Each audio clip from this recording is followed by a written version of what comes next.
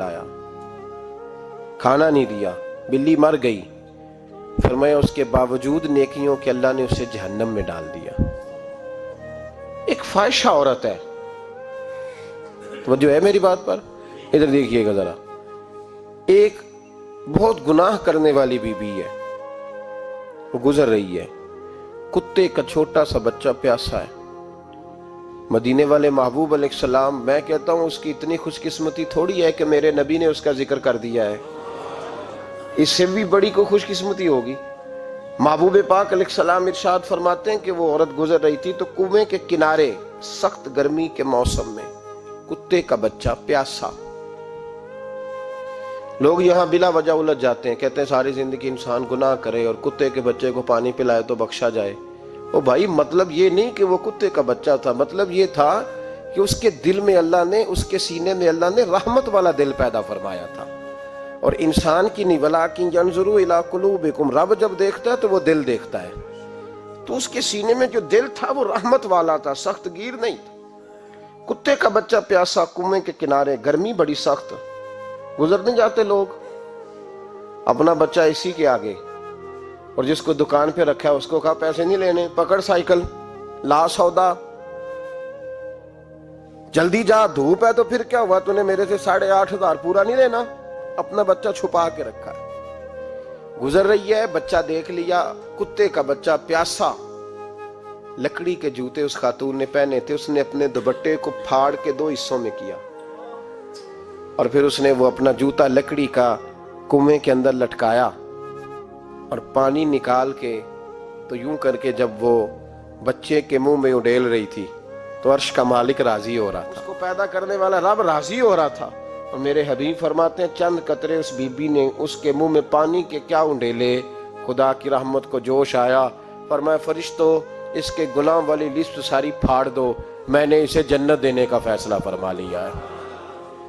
पर अगर तू सख्त गीर हो जाए, देखे ना, जिस कौम का रोजाना की कोई ना कोई खबर ज्यादती की लग जाए, क्या बेटियां बराबर नहीं होती, क्या बहनें बराबर नहीं होती? जहां रोज कोई ना कोई खबर कत्ल की लग जाए, कत्ल ही कर दिया, मार ही डाला किसी को, जहां रोज करप्शन के केस सामने आए, गरीबों का माल खा के भी लोग बड़े तसल्ली से वक्त गुजारें, तो इसका मतलब यह है कि उस माशरे ने ये समझना ही छोड़ दिया है कि हमारी बका किस चीज में, हमारा फायदा किस चीज में। नरमी पैदा करें भाई, अगर तबीयत में नरमी नहीं है, किसी पे तरस ही नहीं आता, इस कदर ज्यादा खुदगर्जी हो गई है कि अपने सिवा कोई शय दिखाई नहीं देती।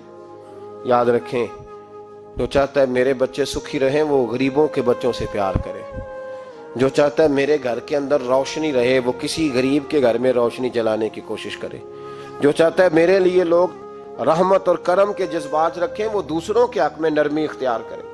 हमारे मिजाजों की सख्ती, हमारी तबीयतों का कोरापन और हमारे मिजाज के अंदर जो सिवाय अपनी जात के हमने सोचना ही छोड़ दिया है, उसने माशरे को घुटन का शिकार कर दिया, उसने भाई का भी भाई से रिश्ता लालच का बना दिया। जमाना किसी से सलाम भी लेता है तो पहले सोचता है मेरा ये फायदा क्या कर सकता है, कहां करके ये मेरे काम आ सकता है। ये वो वाला माशरा नहीं जिसको मेरे नबी पाक अलैहिस्सलाम ने तरबियत फरमाया है। इसलिए पलट कर देखें हुजूर हमारी कहां तरबियत कर रहे हैं, उन चीजों पर गौर फरमाएं।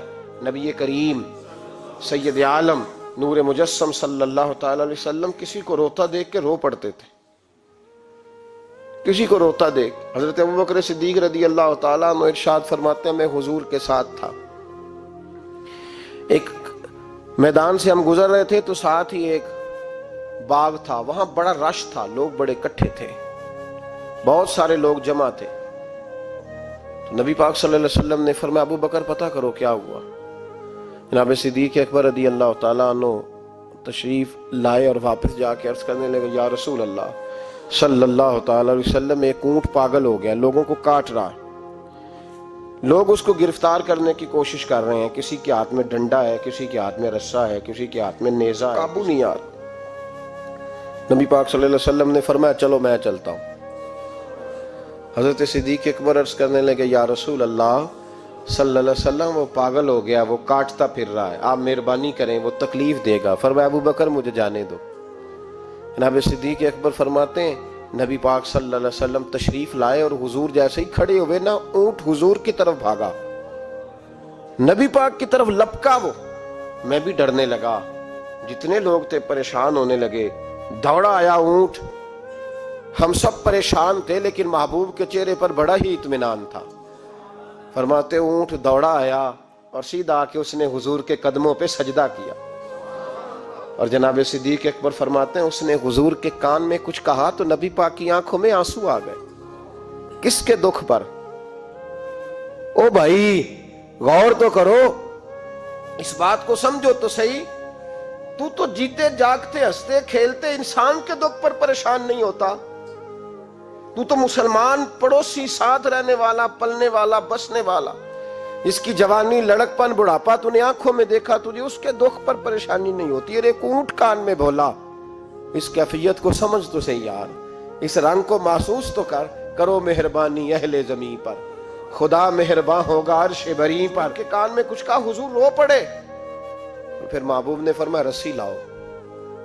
मालिक रस्सी लाया तो हुजूर ने उसके नाक में नकेल डाली, उसने खामोशी से डलवा ली। हुजूर ने उसके हाथ में दिया और फरमाया तू कहता है पागल हो गया। वो शिकायत कर रहा है कि हुजूर गर्मी में तप जाता हूं पर पानी का घूंट नहीं देता। या रसूलुल्लाह सल्लल्लाहु अलैहि वसल्लम, ये मेरी ताकत से ज्यादा मुझ पर बोझ रखता है। महबूबा मैं तेरे सिवा किसको दुख बताऊं, काम ज्यादा लेता है, चारा कम डालता है। ओ भाई, मेरे महबूब पाक सैयद आलम सल्लल्लाहु अलैहि वसल्लम ने हमें जो मिजाज अता फरमाया वो तो इस तरह का है कि जानवर को भी दुख हो तो महबूब पाक को तकलीफ होती है। सहाबा फरमाते हैं कि दो आदमी घोड़े पे बैठे थे, गौर करना मेरी बात पर। दो आदमी घोड़े पे बैठे, किधर से आ रहा है किधर से जा रहा है, रास्ते में मुलाकात होगी तो घोड़ों पे बैठे आपस में बातें कर रहे हैं, शुरू नहीं कर देते गुफ्तगू लोग। हमारे जमाने में तो कोई बंदा थोड़ा तगड़ा हो, वो कार पे आ रहा हो और जैसे एक दूसरा चौधरी कार पे आ जाए तो सारी सड़क भी ब्लॉक हो जाए तो कहते हैं कोई अग बुझानी जे जाके, तो नहीं पता दो चौधरी खलोते ने।